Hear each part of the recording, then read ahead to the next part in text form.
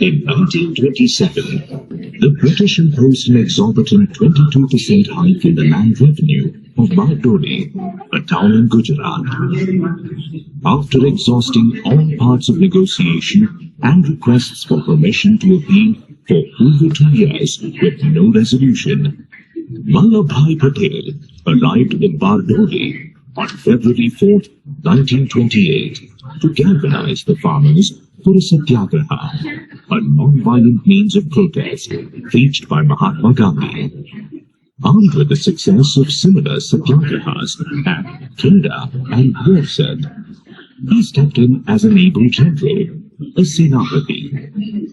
With military precision and strategy, he trained and organized 87,000 farmers from 92 villages using a team of 18 sector commanders, Lebhapatis, who oversaw volunteers called Sainiks or soldiers. He involved rural women and organized bhajan mandalis, choir groups, to enthuse and support the Sainiks.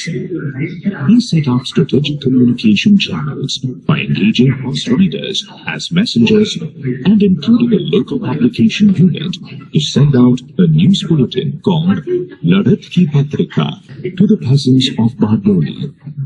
To counter British raids in which officials rampantly confiscated the cattle and property of the poor peasants, a Sainik was appointed in each village to sit on a treetop to call out when the Japti or confiscation officers approached.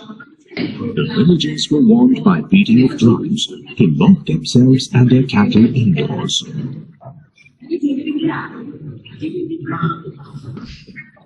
As he went from village to village to keep the men and women motivated and to not give up, people would offer him their meager earnings for the cause of the nation.